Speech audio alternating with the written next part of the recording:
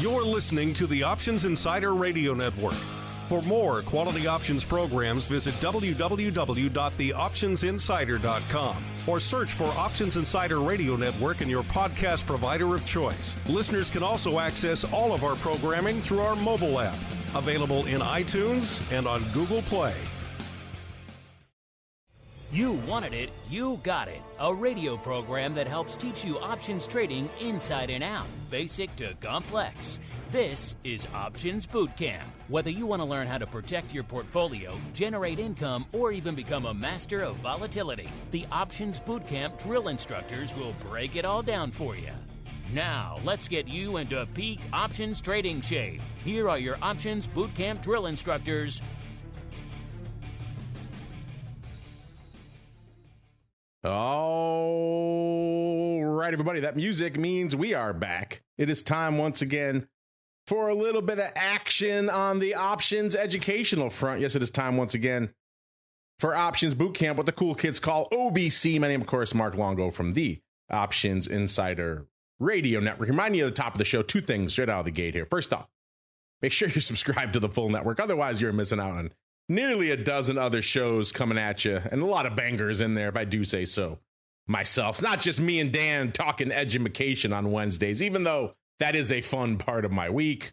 And then, of course, if you want to go above and beyond, awesome pro Q&As, whole bunch of wild business on options oddities, which is our scanning and flagging and trading unusual activity show. And man, did we flag a wild one on Friday, listeners.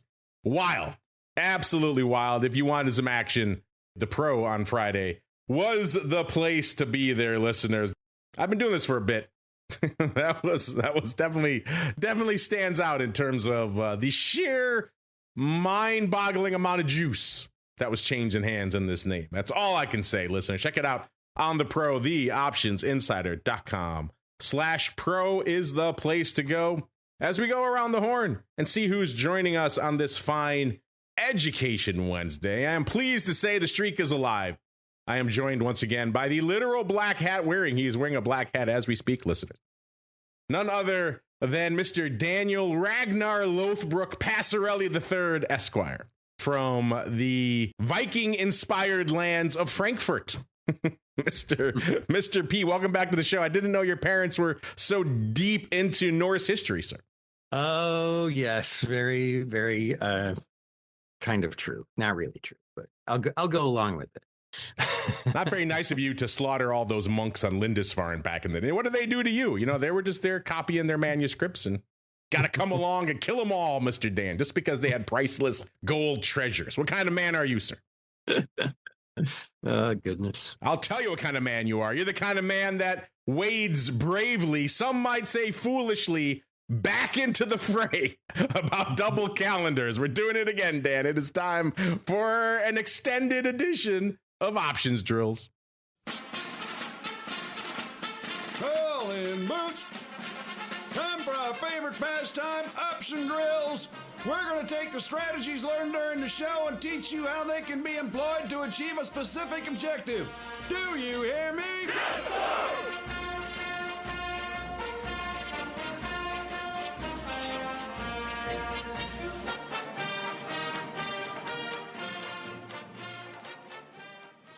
All right, everybody, welcome back to the Options Drills, and we're going to go back in time a little bit, specifically one episode, because it seems like, Dan, folks are both intrigued and or flummoxed by the concept of double calendars.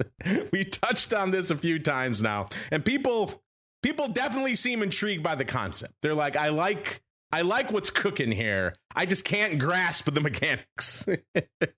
We had a bunch of questions that we went through last show. And then lo and behold, Dan, just when we thought we were out, they pulled us back in. So we're going back in to double calendars again on the Options Drills this week. Some might say this is part two, the revenge. Maybe this time it's personal. Electric Boogaloo, pick your part two of choice, Dan. It is the double calendars of that. I like double calendars part two, Electric Boogaloo. That has a certain ring to it. But Dan, we had a lot of questions This one kind of stuck out to me. This is from Dan's losing his mind over here. I love it. I love when I can make Dan fall out of his chair with laughter. But this one stuck out to me from one of our Twitter followers there, White Truck. He says, this was an interesting conversation. He's referring to the last episode about calendars. He said, but you didn't talk about management. Like, say you put this trade on and then the underlying tests one, and he puts in parentheses, or worse, both of your strikes. What do you do, Dan? What do you do? Riddle us that. So I thought, obviously, you're trading these fairly actively over there in MTM. In fact, when you're not talking to us here on the show, you're pretty much knee deep in double calendars. That's all you're doing. Whenever I message you about something else, you're like, leave me alone. I got 16 double calendars on right now. I can't talk. You used to hear all those buzzes and dings in the background of the show. Listen, that was Dan slinging double calendars as we were doing the show. The man never spotted a double calendar that he didn't love. So, Dan, I will let you lead on this one because it's your baby. But White Truck and clearly a few other people have questions about the execution, the management. So do you have, let's say, a recent example you could discuss with the people, or maybe just a theoretical one where the situation White Truck plays out? Let's say you put on your double calendar and now you start approaching one of your strikes. What do you do? And then he mentions his worst case scenario. You immediately turn around and test the other one. Then what do you do, Mr. Dan? Yeah. So I tend to look at double calendars as one single four-legged trade. And generally speaking, when I manage them, I take them off as one trade. So, I mean, I talked about one on the last show, and for those of you who've been watching the national news, I'm in the Midwest here, and we've got like trees down, power out. I was driving around today, had to go to my accountant's house, and there's like a telephone wire down, and somebody's chimney's all smashed in. Let me just say, yes, I was on a show yesterday with your other nemesis in life, Mr. Dr. Vix, and I could literally see behind him the trees were flying. He's in Indiana now, and the sirens were actually going off while he was on the show. And I said to him, I think if you want to take cover, it's okay. He wanted to finish his example about Vic's historical data. He was that committed to the cause. But it was pretty net. And then the sirens went off downtown here around the studio 5 minutes later. So, yeah, it was a dicey day yesterday for the network, sir. But I digress. Have it. Yeah. And today, too, I thought I was going to be doing the show sitting in my car on my cell phone. But my internet came back on like 15 minutes before showtime. But anyway, the moral to the story is, no double calendars this week. So I would go back to the one that we talked about last week. Well, that's it. The show's over. If you don't have a fresh, active example right now, it is useless for educational and informative purposes, sir. Useless, I say. Right. Yeah. So let's see here. So that was selling the August 7th. So this is an SPX selling the August 7th. 75.15, 76.75 strangle, and buying the August 10th, 75.15, 76.75 strangle. So, like the whole idea with these, I mean, that one ended up working out. It kind of tested the upside, but it didn't get through my break evens. I'm not really concerned if it tests the strike prices. I'm okay if it goes through the strike prices, but just not the modeled at expiration break evens. At that point, I need to start looking at cutting baits. But even though I was down a little bit, the SPX never made it through that upside break even. And so I just waited, and it pulled back, and I closed it pretty conservatively. Took like a 5% profit or something like that. If I were to hold out a little bit longer, it could have been a little bit more. But I think with any option trading, you really, really, really have to go with that standard of the number one objective is to protect your capital. So I saw an opportunity to get out after the spread being down a little bit, and I took it. So, I mean, I guess basically that's it. So if the stock goes through, stock or ETF or index goes through the modeled break even, I cut bait. If it does not, then I still take profits pretty conservatively. Nothing wrong with selling it 20% higher than where you bought it. Nothing wrong with that at all. John Kamisic, who's our head coach, he really pioneered this double calendar. He's been known to take profits at 15%, at least on part of it, and then let the rest of it kind of run a little bit. Even though these are the ones that I described on the last show, they're 5-day calendars. Put them on Monday with the short option expiring that Friday, 5 days later. I still like to be out of those certainly by Thursday morning. Win, lose, or draw. So that's how I do it, man. That's my management technique. Yeah, it's a pretty short duration trade. So it'd be a pretty wild name that would test both directions in the short lifespan of this trade. You're doing, old school GameStop back in 2021, or perhaps SpaceX post IPO, where you're hitting all the strikes in the span of a couple of days out there. Ask me how I know about SpaceX. I may have been short some puts for a little. That was a fun ride. But you know what? Something does spring to mind to me as well, because I know when John came on and he first kind of introduced this concept back on our now infamous April Fool's episode, he was talking about them, it seemed like exclusively through the lens of single name equities. It seemed like for him, the light bulb went off when they started listing, the Monday and Wednesday weeklies in your Teslas and Nvidias. And that's when he said, okay, these are now viable. And I've been testing them for a few weeks, and it seems like this strategy actually works out. But it seems like all the ones you've been doing lately have been SPX. So is there a reason why you've gravitated towards the indices and he's more of a single name guy? Is that just your preference? You think they work out better there, sir?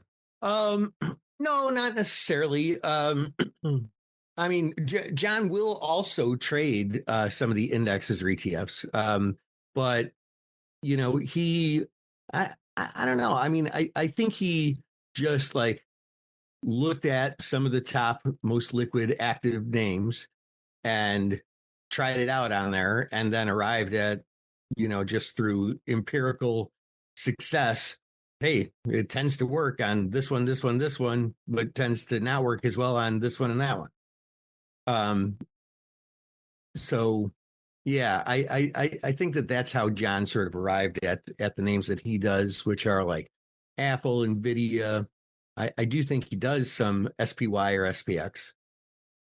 And I chose SPX because I would have done 10 SPYs. So, one SPX is the same equivalence. And you may or may not, depending on your jurisdiction and laws at the time, get better tax treatment. It's been a thing for a long time in the U.S. here, but check with your accountant. I don't give tax advice. We did have a tax attorney on the show on Monday on our crypto show of all places. Oh, really? I was joking with him about talking about 1256 contracts. I might have to have him come back to talk about a little bit of that stuff, because you're right. Especially with these new single stock futures launching and everyone asking if they get the favorable tax treatment, which they do not. They are not broad-based indexes or broad-based products. They are by definition single stock. So they don't get that juicy tax treatment, which I think is a bit of a problem for them, but they haven't had the most robust of starts. But interesting stuff out there. We're talking double calendars. So let's just summarize again, Dan, for all of our listeners who are still clearly coming to grips with this concept. You come in on a Monday, you have your coffee, you go hit the Charlie horse like you normally do there in Frankfurt to start your day. You come back to your trading screens, you have a few of your beverages, and then around noon, when you start your trading, after you've had a few beverages, you fire up your screens and you say, okay, what's my double calendar going to be for this week? And you're looking down the road that same week. You're looking at that Friday of that week and the Monday of the following week, and you're looking to effectively buy a strangle swap / double calendar, which means he's going to buy a strangle on the 1 week from that day, Monday, listeners, and he's going to short the strangle on the same strikes on the Friday of that same week. So effectively, he's buying the over the weekend strangle, but he doesn't keep it that long. Have you ever ridden it through the whole weekend? Say, you know what, the hell with this. This weekend's going to be a banger. I'm going to keep my long strangle all the way through the weekend, sir. Oh gosh, have I ever? Have I ever? Maybe. I mean, I tend not to, because it ends up being just this very, different sort of play. I mean, it ends up being a discounted strangle for Monday, but then, it's a 1 day strangle. And I have still been experimenting with Dr. Vix's UVIX trade. The secret. I was just going to say, this seems like an interesting thought experiment for Dr. Vix's secret weekend UVIX trade.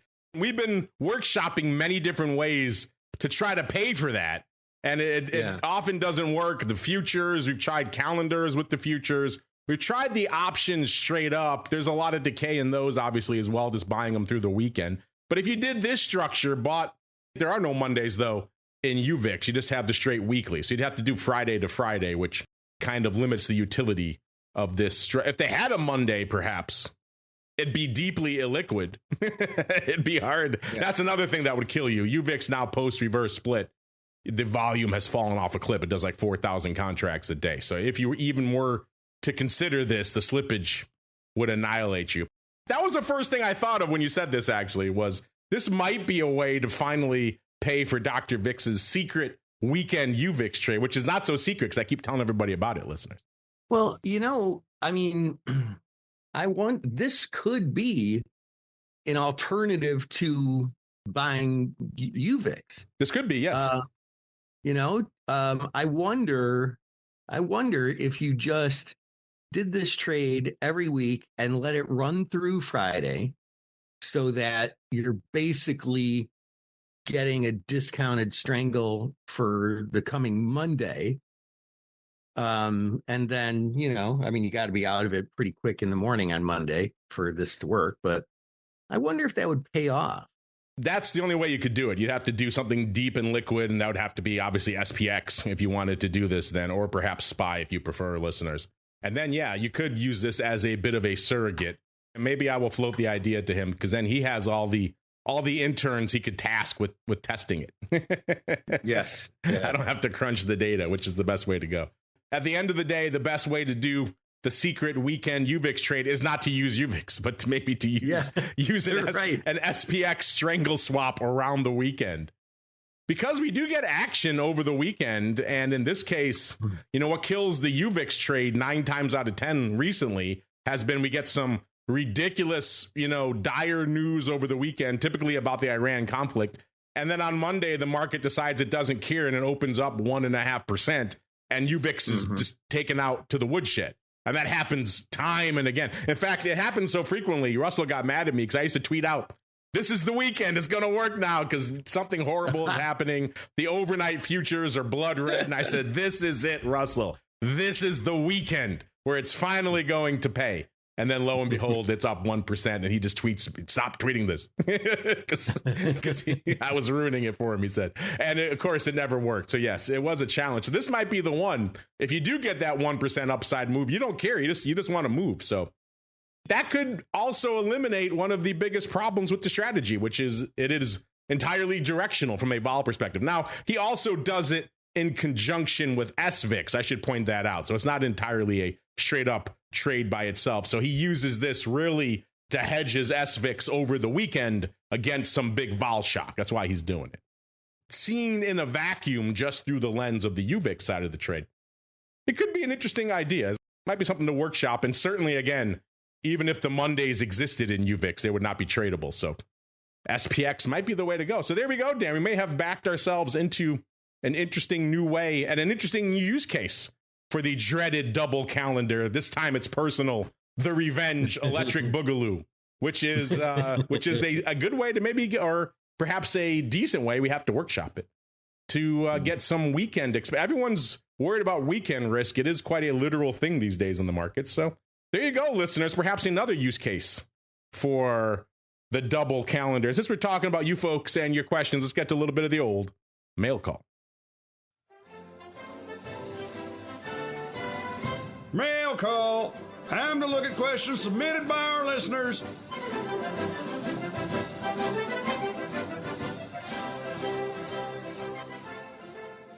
All right, everybody, let's talk some mail and some calling. Dan and I are going to call each other prank calls, just like the old school, just like the jerky boys back in the day. Dan, the old jerky. Remember, prank calls used to be a thing. You can make an album off prank calls. Oh yeah, Not really a thing so much anymore. But I digress, listeners. Do we have any prank emails and questions? Let's find out. First, Dan, let's set the tone because the Twitter polls are working again, which is nice to see. So we can once again take the pulse of our audience, Dan. I miss doing this. It was always a fun time here on the show. And of course, you can always follow us at Options on Twitter, listeners, if you want to play along with hopefully the continuing to work questions of the week. Our question of the week last week, Dan, was a fun one. We said SpaceX had its first earnings announcement, was coming up last week when we posted this. We said if you had to make one options trade and hold it through the end of the year, which way are you going? Dan, we gave them 3 choices and the infamous other. We said buy the 150 calls, buy the 100, aka the par puts, or go the other way, sell the par puts. Dan, what is your choice? Obviously, you have the benefit of a week of hindsight and a week of stock action. And then what do you think our audience, which way do you think they went?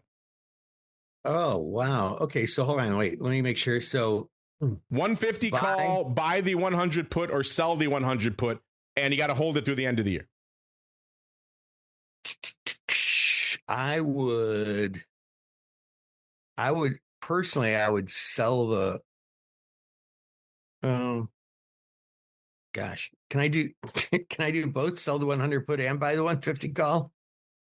You might be able, I was just, as I said that, I said, I should probably go look and see how much is that par put at the end of the year going for. You're probably getting a fair amount of juice for that. I just kind of, my antennae perked up as I said that, Dan. So I'm going to go look right now and see. Right now, the D's par put, not as much as I thought. I guess we have rallied. Oh, we've rallied again. Oh my God, we've rallied again today. Another $15 in SpaceX, sir.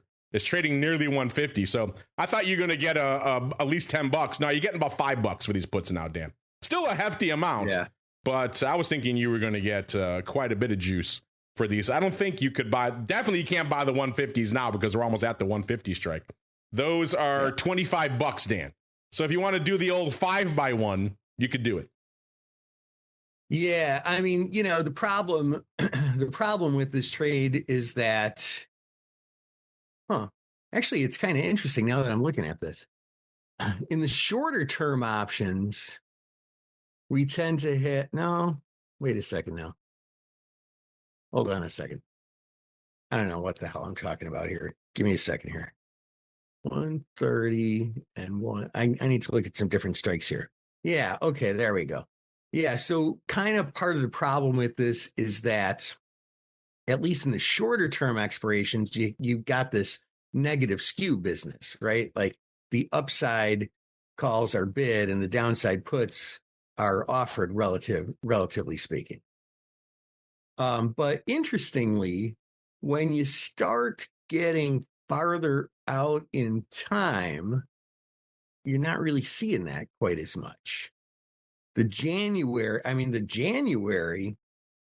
it's pretty much, well, let's see, you got volatility smile, volatility sneer. This is sort of like a volatility, mouth just straight line across. It's a volatility, So you're not really getting punished for selling the downside puts relative to buying the downside calls, I guess is what I'm trying to say.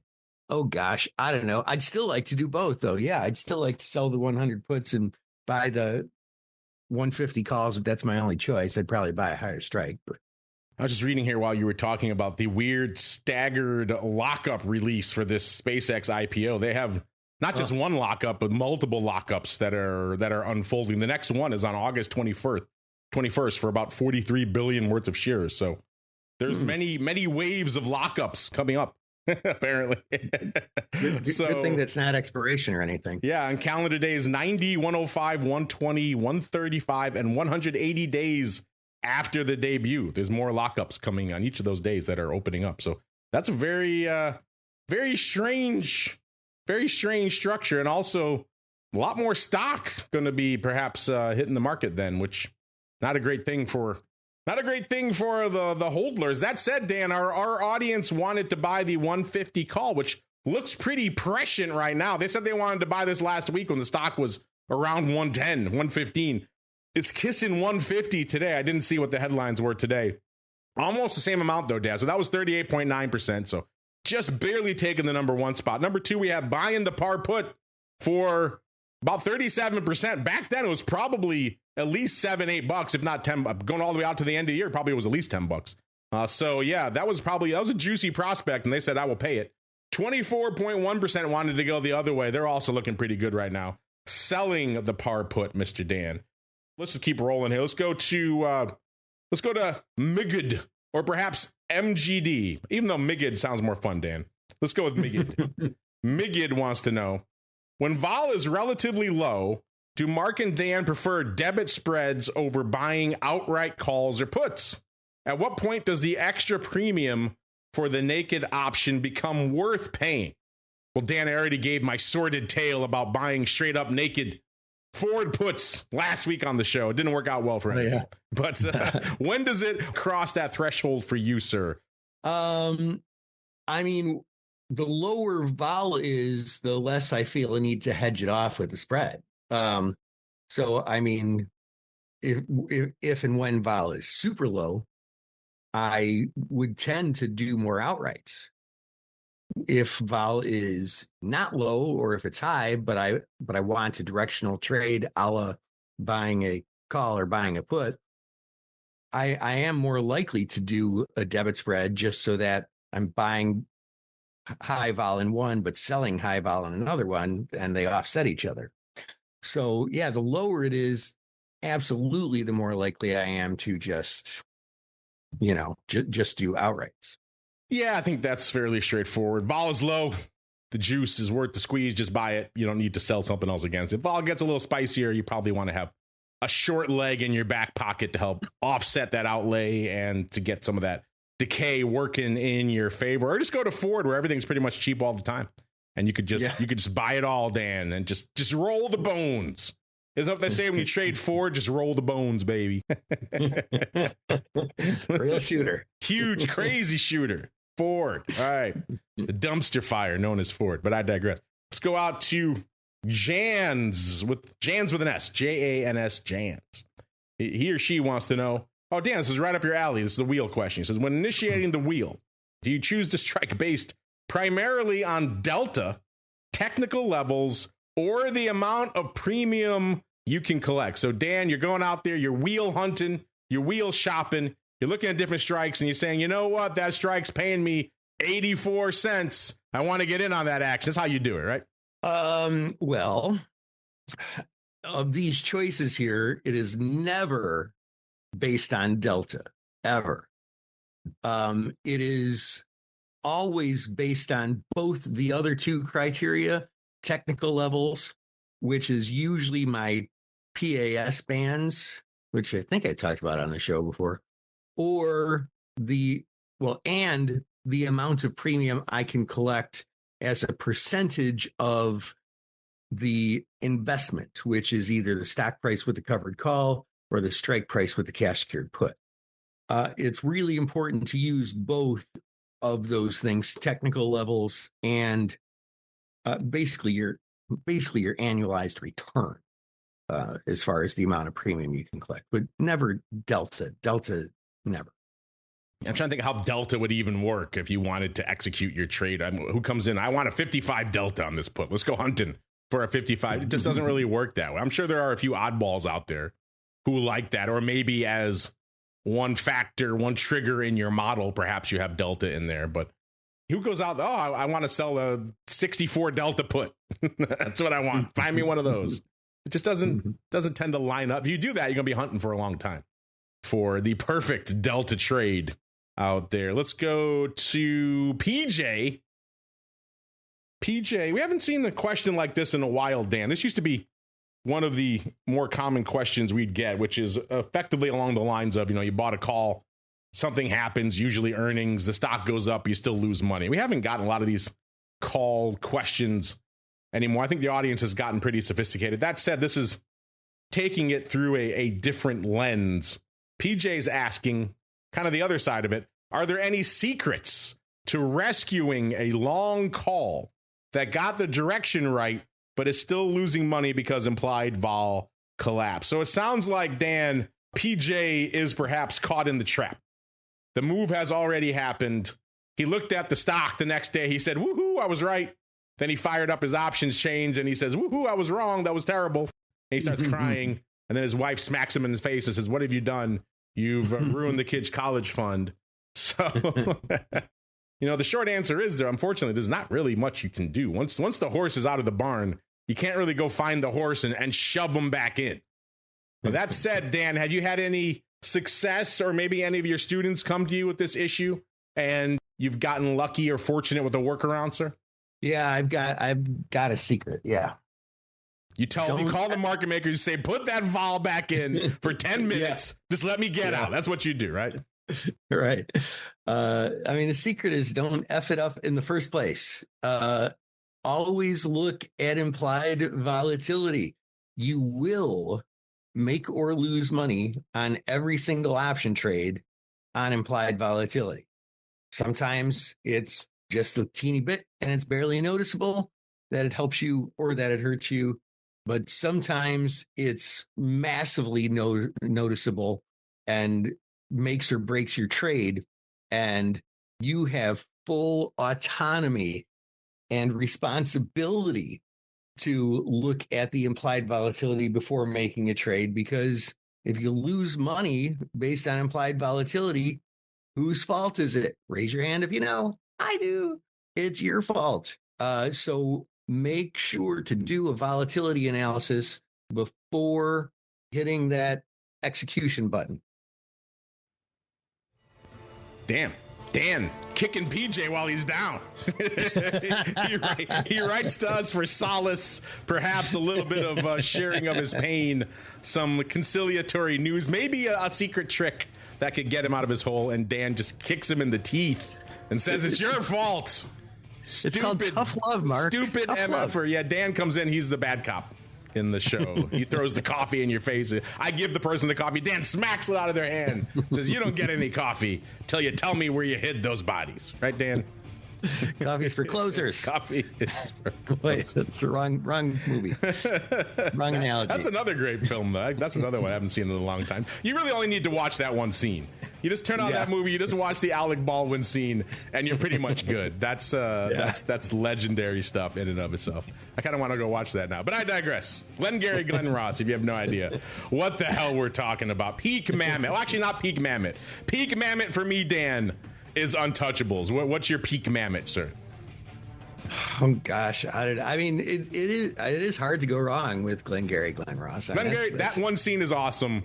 Yeah. Sometimes getting people to sit through a whole 2-hour movie or play, in this case, about real estate salesmen, effectively, it's not the sexiest thing in the world. But Untouchables, come on, Sean Connery, bookkeeper.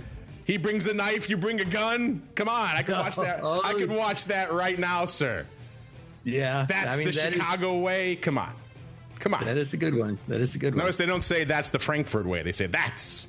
And he says it in his perfect Scottish accent. He's supposed to be an Irish cop. He doesn't care. That's the Chicago way. I could watch. That's one of the few. Sometimes you watch movies from your childhood and you try to show them to your kid, and sometimes they resonate. Sometimes they don't. I showed that one to my son about a year or two ago, and he was like, that was awesome. I was like, okay, that one hit. Untouchables still sticks, sir. All these years later. 1634 Racine. I had a friend who lived there once. Whenever I drive by Racine, I say that literally every time. My family hates it, but I say it every time anyway because it's awesome. But I digress. All right. If you don't know what scene I'm talking about, listeners, you have not lived in a cinematic perspective. Go watch The Untouchables right now. Fantastic film. But I digress. Mr. Dan, while I'm going off to watch The Untouchables, I have another show to do, I guess. I can't do it just yet. I'll be coming up talking futures with the folks from Options Metric. Should be a good time, so stay tuned for that if you're hanging out in the Pro. If you're listening after the fact, yet another reason why you should be subscribed to the full network. The content spigot never shuts off unless a tornado is blowing through, in which case maybe it has to turn off for a little bit. But outside of that, Dan, the content spigot never flows. If they want to get the MTM content spigot and perhaps, I don't know, ask some more about double calendars, where should they go? What should they do? Oh, you know where to find me. MarketTaker.com, 2 T's in a row, second T's for theta. And we welcome you into the family with open arms, always glad to help. Your friend died like a pig. He died screaming like a stuck Irish pig. I could quote that whole movie. Good stuff. Good stuff. But I digress. I'm going to go watch The Untouchables in the short time I have between shows, listeners. In the meantime, A, you should do that. B, check out MTM once you're done. And then C, check out the Pro. By the way, Dan, we were talking about crazy vol collapsing. That question from PJ. I will just say that name we talked about on Friday's Options Oddities. 700% vol. And let me tell you this, it was too low. Wow. It was too low. There are some times when the vol, even at that level, is underpriced, and it was underpriced. I was looking at this thing, and I thought my screens were broken. It was insanity, sir. So if you want to check out all that fun, listeners, the Pro's been banging of late. Check it out, theoptionsinsider.com/pro. Tell them Dan sent you. Maybe it'll get you some sort of deal. Tell you what, if you go there and you use that Chicago Way promo, maybe we'll get you something, because that's just awesome. That's the Chicago Way. That's worth it to me in and of itself. All right, that's going to do it for us on OBC. We had a lot of fun today. Chicago Way, Untouchables, Electric Boogaloo, Part 2, the revamp, all kinds of fun on the show. Vol collapsing, talked a little options as well. It was good. Good time was had by all. We'll be back again talking futures in a few minutes. Back again after the closing bell, listeners, to talk all things options on the Hot Options Report. What's lighting up the tape today? Sounds like SpaceX is going to be on that list. Let's go find out on the Hot Options Report. Back again tomorrow with Dan's former nemesis, Uncle Mike, and our good buddy, the Flow Master, Mr. Schwartz from SIBO on the option block, as well as This Week in Futures Options, talking all the things lighting up the CME options complex. Friday, Dr. Vix returns. I will pose this concept to him of the strangle swap as an alternative way to do the weekend trade on VolView. So we'll see his thoughts on that. Another reason why you should be subscribed to the full network. And then back again next week, all the way through to next Wednesday, another episode of OBC. Stay safe out there, everybody. You're listening to the Options Insider Radio Network. For more quality options programs, visit www.theoptionsinsider.com or search for Options Insider Radio Network in your podcast provider of choice. Listeners can also access all of our programming through our mobile app, available in iTunes and on Google Play.